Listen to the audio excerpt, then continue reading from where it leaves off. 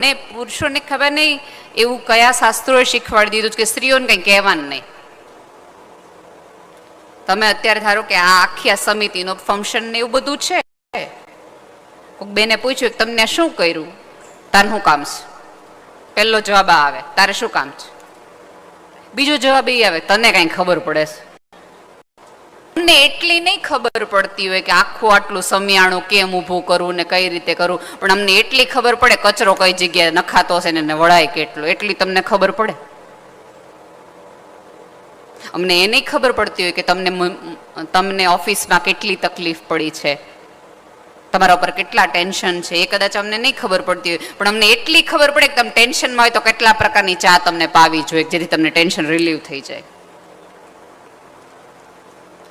તમે જુઓ આ આખું છે ને વૈજ્ઞાનિક શાસ્ત્ર છે, સ્પર્શનું એક સરસ મજાનું શાસ્ત્ર છે કે બાળક રડે ત્યારે માના ખોળામાં છુપાઈ જાય અને માના એક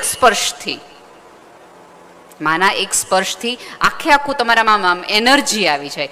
ઈશ્વરે કુદરતે સ્ત્રીમાં એના સ્પર્શમાં એની આંગળીમાં એવી હૂંફ રાખી છે કે એક આમ એક સાદો પૂરી સમગ્રતાથી હાથ પકડે ને તમને ખબર પડી જાય કે આ તમે મજામાં નથી. તમે એવું માનતા હો કે અમને ખબર નથી પડતી તો એ તમે બહુ વહેમમાં છો. તમે દરવાજો ધડ દઈને બંધ કરો ને એના ઉપરથી અમે કહી દઈએ કે આ તમે મજામાં નથી અને તમે કેટલા મજામાં છો. છોકરાઓને હગે વગે કરી દે કે આજે કોઈ માથાકૂટ કરવામાં આવશે નહીં, પાર્ટી મૂસમાં નથી. અમને તમારા દરવાજાના અવાજ ઉપરથી ભલા માણસ ખબર પડી જતી હોય, તમે બૂટ કઈ રીતે ઘા કરો છો એના ઉપરથી ખબર પડી જતી હોય, તમારી બેગ તમે કઈ રીતે નાખો છો એ ઉપરથી ખબર પડી જતી હોય, પાણીનો ગ્લાસ તમે ધડ દઈને મૂકો ને તે એટલી અમને ખબર પડી જતી હોય. તમને એટલી ન ખબર પડે કે તમારા મનમાં શું હાલે છે એમ તમે કહો છો નહીં. ખબર અમને બધી જ પડતી હોય છે પણ અમે રાહ જોઈએ કે તમે કયો. પણ પુરુષનું ખબર નહીં આપણા ઉછેરમાં જ કાંઈક એવો વાંધો છે કે પુરુષે રડવાનું નહીં, પુરુષે થાકવાનું નહીં, પુરુષે કોઈને કાંઈ કહેવાનું નહીં, પુરુષે હારવાનું નહીં, પુરુષે આળસ નહીં કરવાની, એણે સવાર ઉઠીને વયું જ જવાનું, કામ કરવાનું જ તે. પુરુષે પોતાના સપના તરફ જોવાનું જ નહીં, પુરુષને કોઈ ઈચ્છા હોવી જ ન જોઈએ.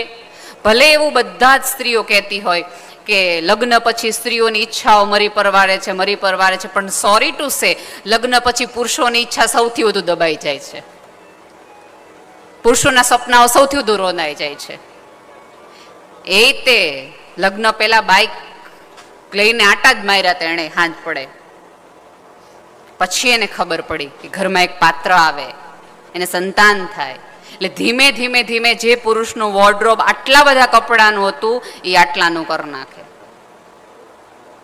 અત્યારે આખું ફંક્શન તૈયાર થયું હશે ને એટલે બધાએ નક્કી કર્યું હશે કે શું પહેરવું. આ લગભગ બધા પુરુષોના જૂના કપડા હશે. અમાર શું છે જે હોય હાલે. અને બહેનોએ સાડીથી લઈ ઓર્નામેન્ટ્સથી લઈ ચપ્પલથી લઈને પર્સ સુધી બધું જ બદલાયું હશે. અને બધું બદલાયો પછી એમ કહેશું કે ઓલીના કમાં કાંઈ લઈ લેવાનું નહોતું, જરાય નહોતું સારું કહેવાનું. તો આજ હું એક વાર કહું છું કે પુરુષો છે ને ભવિષ્ય જોવે છે અને સ્ત્રી અરીસો જોવે છે, એટલા માટે પુરુષો આગળ છે. શું પહેરવું એ નહીં, શું કરવું તરફ એમની દ્રષ્ટિ છે. અને પછી આપણે પુરુષોનો વાંક કાઢીએ કે આપણને આડા આવે છે ને આપણને આગળ આવવા દેતા નથી, તો સાવ એવું નથી. ક્યાંક આપણી મર્યાદા આપણને આગળ આવવા નથી, આપણો સ્વભાવ આપણને આગળ આવવા દેતો નથી, આપણી જીભ આપણને આગળ આવવા નથી દેતી. મને કોઈક સ્ત્રીને હું તોછડા સ્વભાવમાં જોઉં તો મને બહુ દુઃખ થાય. આ પૃથ્વી પરની કોમળતા છે ને એનો આધાર જ સ્ત્રી છે. એની સ્માઇલ છે, એની આંખ છે, એની ભાષા છે, એનું લઢણ છે, એનું વલણ છે, જેના કારણે ગમે એવો ગુસ્સાવાળો ગમે એવો વસ્તુ હોય એક ચૂપ રહેતી સ્ત્રીને જોઈને એક પુરુષને એમ થઈ જાય કે નથી કેવું મારે કાંઈ. બંને પક્ષે બોલબોલા થાય જ ને એટલા માટે છૂટાછેડા થાય છે. એક વ્યક્તિ ચૂપ રહે અને એક વ્યક્તિ બોલે, એક વ્યક્તિ સાંભળે અને એક વ્યક્તિ રિએક્ટ ન કરે તો સંબંધો વર્ષો સુધી ચાલી જાય છે. વૈજ્ઞાનિકલી એવું કહેવાય છે કે તમને ચામડી ઉપર ઘા પડે ને તો એને રૂઝતા વાર લાગે. બાહ્ય કોઈ પણ પ્રકારના ઘાવ તમને વાગે તો એ રૂઝતા વાર લાગે. મને ધારો કે અહીંથી લીટો પડે તો આને રૂઝાતા વાર લાગે. પણ આજ સવારે મને અંકિતાબેને ચા પાઈ હોય એનાથી મારી જીભ દાજી ગઈ હોય અથવા બટકું ભરાઈ ગયું હોય, કાંઈ પણ થયું હોય ને તો એ ઘાવ તરત રૂઝાઈ જશે. એ યાદ નહીં રહે. શું કામ? કારણ કે એવા લાળ છે. લાળથી ગમે એવા ઘાવ છે ને એ રૂઝાઈ જાય. મિત્રો, જીભ ઉપર પડેલા ઘાવ છે ને એ તરત રૂઝાઈ જાય, પણ જીભથી ભળેલા ઘાવ છે ને એ ક્યારેય રૂઝાય નહીં. એને રૂઝાતા બહુ વાર. આખી મહાભારત એ જીભના કારણે થઈ છે. આખી રામાયણ એક મંત્રની જીભના કારણે થઈ છે.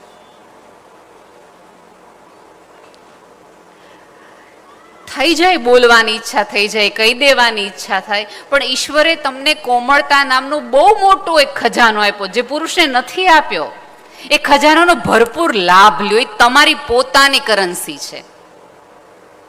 એ તમારી પોતાની માર્કેટિંગ સ્ટ્રેટેજી છે કે જે એને આમ ન્યોછાવર થઈ જાવ.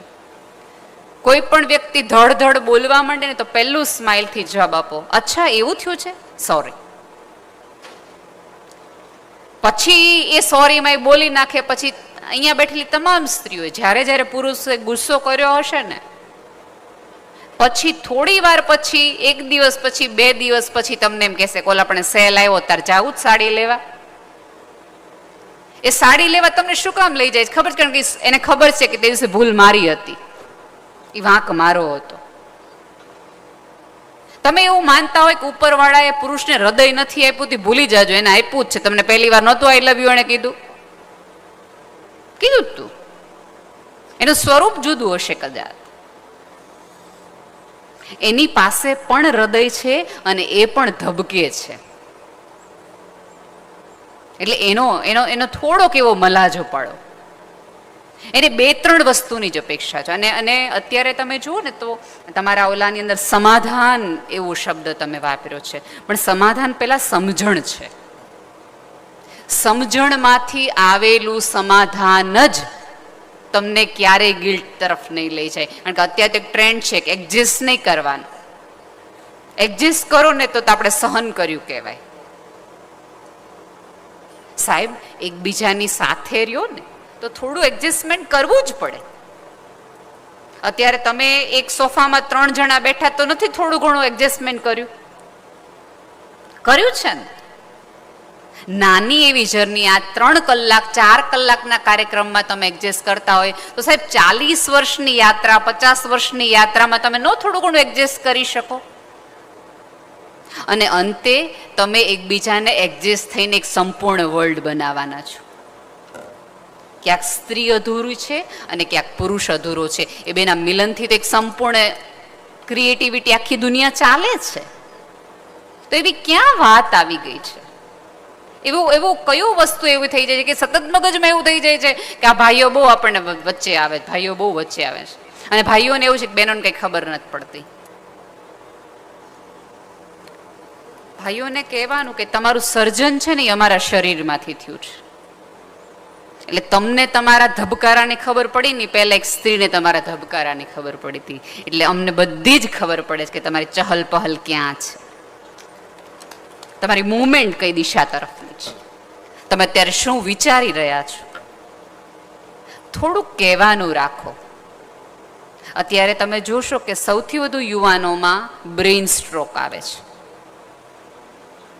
કેટલા બધા પુરુષોને પહેલા એક સ્પેલ હાર્ટ એટેકનો હતો, હવે બ્રેઇન સ્ટ્રોકનો છે. શું કામ છે? એવું કઈ ચિંતા છે કે જે તમે અમેનને કહી નથી શકતા? અને એક સાવ સાચી વાત કહું કે તમારા મમ્મી પછી આ પૃથ્વી પરની કોઈ એક સ્ત્રી હોય ને કે જેને તમારા સુખી થવાની સૌથી વધુ ચિંતા હોય, સૌથી વધુ ચિંતા મમ્મી કરતાં પણ ક્યારેક વધુ, એ તમારી પત્ની છે. અહીંયા બેઠેલી તમામ સ્ત્રીઓ જે વ્રત કરે છે, જે પાઠ પૂજા કરે છે, એને પૂછજો કોઈ દી એને એવું એવી માટે કરીશ કે હું આજીવન જુવાન રહું નહીં. એને પહેલી જ પ્રાર્થના એ કરીએ છીએ કે મારા પતિ 100 વર્ષનો થાય. અમે કેટલા બધા વ્રત તમારી માટે, તો કયા ભાઈઓએ અમારી માટે વ્રત કર્યા કે અમે લાંબુ જીવીએ? તમે ક્યારે કીધું હશે કે આને કેમ કાંઈ નથી થતું? તમામે તમામ પ્રકારની પૂજાઓ છે એ તમારા સ્વાસ્થ્ય માટે, ઘરની શાંતિ માટે, તમે જે કામ કરવા જાઓ છો એમાં તમને સફળતા મળે એની માટે, તમારી સમૃદ્ધિ માટે. માં હોય ને એને તો 3 દીકરા એટલે 3 દીકરા માટે પ્રાર્થના કરવી પડે. અમારે એક જ. એટલે અમે જ્યારે બેસીએ છીએ ઈશ્વર સામે ત્યારે માત્ર તમારી સફળતા માટે જ બેસીએ છીએ. એનો અર્થ એ છે કે તમે અમને કહેવાનું રાખ્યું ને તો તમે ક્યારેય નિષ્ફળ નહીં જાઓ. થોડુંક અમારી સાથે શેર કરવાનું રાખો. અને ક્યારેક ભાઈઓ શેર એટલા માટે બહેનો નથી કરતા કારણ કે આપણે તરત જજમેન્ટલ થઈ જઈએ છીએ. તમારે તો હંમેશા આવવું જોઈએ, કોઈ દી કકડાટ જ તમારો હોય. એટલે પહેલી વારમાં નક્કી કરી નાખે છે આને સાંભળવાની ક્ષમતા જ નથી, એટલે એને કહેવાની ક્ષમતા ગુમાવી નાખે છે. એ તમને એવું કહે કે આજે ફલાણા ભાઈએ છે ને સહેજ આમ કર્યું, તો ત્યારે તમારે જ કરવાની જોઈએ. ક્યારેક એને એવું થઈ જાય છે કે નાનો ભાઈ છે વ્યવસ્થિત નથી, એ થોડો આડી લઈને જતો રહ્યો છે, ત્યારે એક ચિંતા સાથે ઘરની વ્યક્તિ તમે છો એટલા માટે તમને એમ કે ના ને, ત્યારે આપણે તરત ઉલટા ઘોટે ન ચડી જવાય કે મેં તમને પહેલેથી કીધું હતું કે એવો જ છે, પણ તમને અમે હાર નહોતા લાગતા, અમે તમને એમ થતું કે તમારા ભાઈ છે એટલા માટે.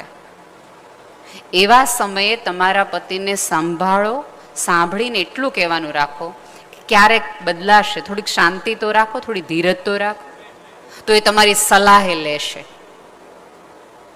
પણ અને ક્યારેક અમુક વખતે પુરુષો બધું ઘરમાં એટલા માટે નથી કહેતા કારણ કે એને એવું થાય છે કે હું એક જ ભલે ચિંતા માર્યો, તમે બધા મજા માર્યો, તમે લોકો શાંતિ માર્યો, તમને ન ખબર પડી જોઈએ કે આપણા ઉપર કેટલું દેણું છે, તમને એ ન ખબર પડી જોઈએ કે હપ્તા ભરવા માટે કેટલી મને તકલીફ પડે છે. કારણ કે ઓલું પુરુષને કીધું છે ને કે તારે ઢીલો નહીં પડવાનું, તારે હારવાનું નહીં, તારે રડવાનું નહીં, તારે તો આજીવન લડ્યા જ રાખવાનું. પછી લડ્યા રાખે ને એક દિવસ બ્રેઇન ના પાડી દે ને એકવાર હાર્ટ ના પાડી દે, ધડાંગ. સો બેટર કે એકબીજાના પૂરક બનો, એકબીજાને સંભળાવવાનું નહીં સાંભળવાનું શરૂ કરો. આપણે તો એકબીજાને સંભળાવવામાંથી જ ઊંચા નથી આવતા. કઈ દેવું કીધે કોનું હારું થયું? આજ તમે મને કહી દીધું, ધારો કે નેહલબેન તમે જરાય હારા નથી લાગતા, તો શું થઈ જાય? ફેર શું પડે? જે લોકો એક એવી વિચારસરણીમાં માને છે ને કહી દેવું જોઈએ. અને પાછું એક જુદી એક વિચારધારાઓ છે. મારા પેટમાં મેં પાપ નહોતું, મેં સાચું હતું એ જ કીધું હતું, સાચું હતું એ જ કીધું. દરેક સાચું કહેવાની એક રીત હોય અને કહેવું જ જોઈએ દરેક સાચું, એવું જરાય જરૂરી નથી, જરાય જરૂરી નથી. અને ક્યારેક એવું બને કે તમારા પતિ ક્યાંક તમારાથી છુપાવે છે અથવા તો તમને એવું લાગે કે આ ખોટું બોલે છે. હું સાચે કહું છું કે તમારા પતિને ખોટું ક્યારેક એટલા માટે બોલવું પડે છે કે એમાં આપણો સ્વભાવ ક્યારેક જવાબદાર હોય છે. એમ કે મમ્મીને નહોતો ગયો એવું તમારાથી છુપાવે કે હું નહોતો ગયો. અને જો ધારો કે તમને એમ કે ગયો તો, હા તમારે ન્યા જવાનો ટાઈમ છે, અમને બહાર લઈ જવાનો ટાઈમ નથી, તમને ઘડીક વાર એવું નહોતું કે મારી દવાખાને આવું. એટલે આટલા બધા પ્રશ્નો કરતા એને એમ થાય કે આ કેવું જ નથી. અને પછી તમને એમ થાય કે અમારાથી છુપાવે બહુ, મા દીકરા ઘુસુર ફુસુર જ કર્યા કરે. એવું કાંઈ નથી, એને કશું જ નથી છુપાવવું, એને બધું જ વ્યક્ત થવું છે જો તમે અવકાશ પૂરો પાડો તો. છૂટાછેડામાં જેટલો માનો રોલ છે ને એટલોય ક્યાંક સાસુનોય રોલ છે. બંને એટલા જવાબદાર છે. અને બીજી ત્રીજી સૌથી મહત્વની વાત કે હું તો બહુ જવાબદારીપૂર્વક કહું છું કે કોઈ વ્યક્તિ તમારા સંબંધ ન તોડાવી શકે જો તમે મક્કમ હો ને તો. ના સાસુ કે ના તમારી મમ્મી. તમને તમારા ઉપર વિશ્વાસ નથી, તમને તમારી આવડત ઉપર વિશ્વાસ નથી ને એટલે સંબંધો તૂટે છે. અને સગપણમાં અત્યારે સૌથી વધુ માથાકૂટોની તકલીફ થાય છે.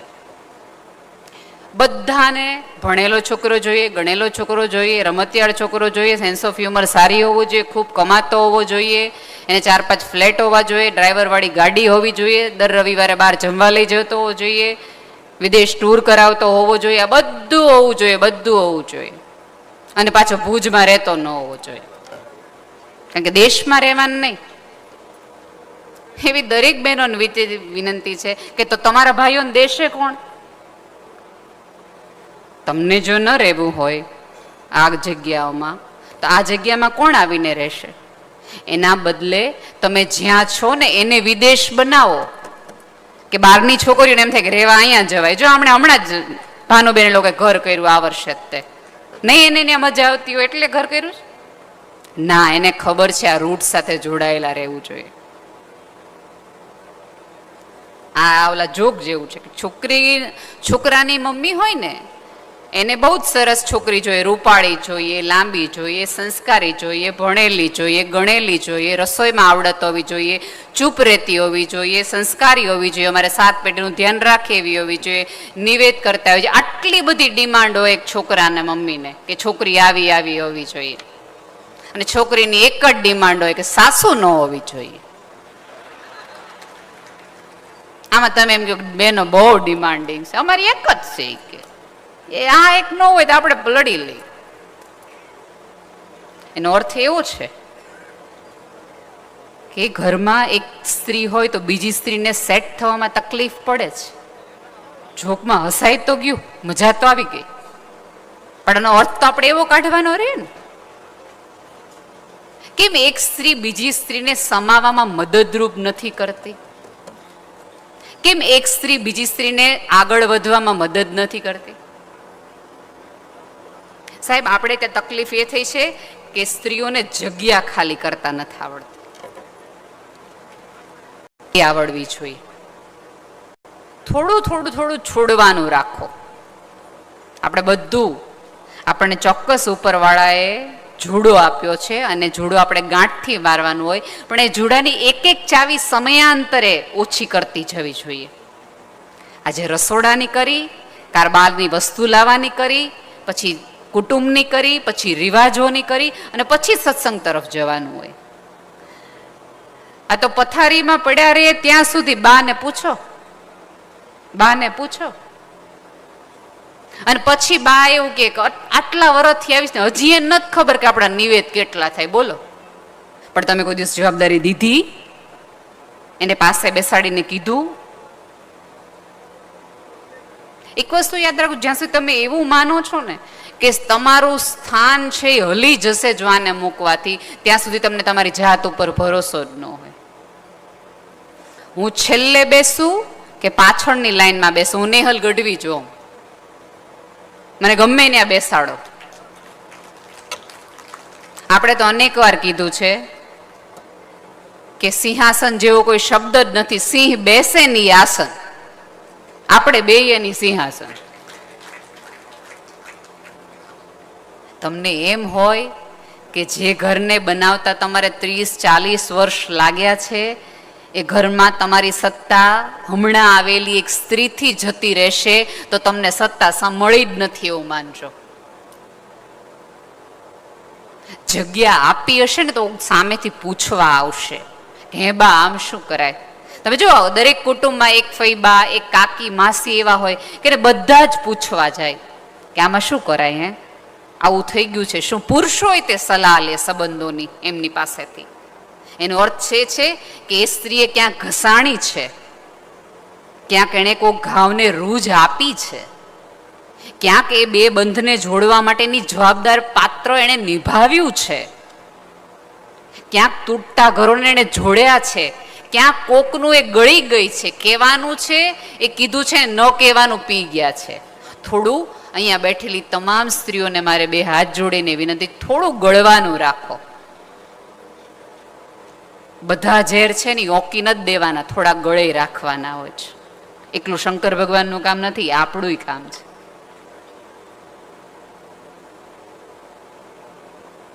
બધું જ કહી દેવું, બધું જ કરી નાખવું, ખાલી જીભ ને થોડી ઘણી આપણે હું એવું નથી કહેતી કે તમે તમારી વાત ન રજૂ કરો, તમે તમારી ઈચ્છાઓ ન મૂકો, તો તમે તમારી ડિમાન્ડ્સ ન મૂકો, ચોક્કસ મૂકો. પુરુષોને નથી ખબર કઈ રીતે રજૂઆત કરવી, આપણને તો ખબર છે એક્સપ્રેસ કઈ રીતે થાવ. પ્રકૃતિ છે ને એ સ્ત્રી છે. તમે પ્રકૃતિ જોશો ને તો એને પણ ઋતુઓ છે. ઋતુઓ પ્રમાણેના ફૂલ, આકારો અને વાતાવરણ બદલાય છે. એનો અર્થ એ છે કે સ્ત્રીમાં એ ઉપરવાળે મૂકેલી આવડત છે, રંગો છે, કે સમયાંતરે બદલાય. સ્ત્રીની સવાર જુદી, સ્ત્રીની રાત જુદી, ફૂલોનો રંગ જુદો, ઉનાળાનો રંગ જુદો. એકનો એક આંબો 4 ઋતુમાં દરેક રંગ અલગ બનાવે, ફૂલ અલગ બનાવે. તો સ્ત્રીમાં પણ એ આવડત છે. આજ સુધી આ સભ્યતાને સ્ત્રીઓમાં રસ એટલા માટે જ પડ્યો છે કારણ કે સ્ત્રી મિસ્ટ્રી છે, સમયાંતરે રંગ, આકાર, સ્વરૂપ બદલાવે છે. જ્યારે એ વધારાનું બોનસ ઉપર વાળે પુરુષોને નથી આપ્યું. બિચારા આવ્યા તે દુને એવા ને એવા છે, ગોળ મટોળ. આપણી પાસે તો સવલત છે, તો એનો આનંદ હોવો જોઈએ, એનો ગર્વ હોવો જોઈએ. પણ દરેક સ્ત્રીની તકલીફ એ છે કે એની પાસે જે છે ને એનું એને સન્માન પણ નથી, ગર્વ પણ નથી અને અભિમાન પણ નથી.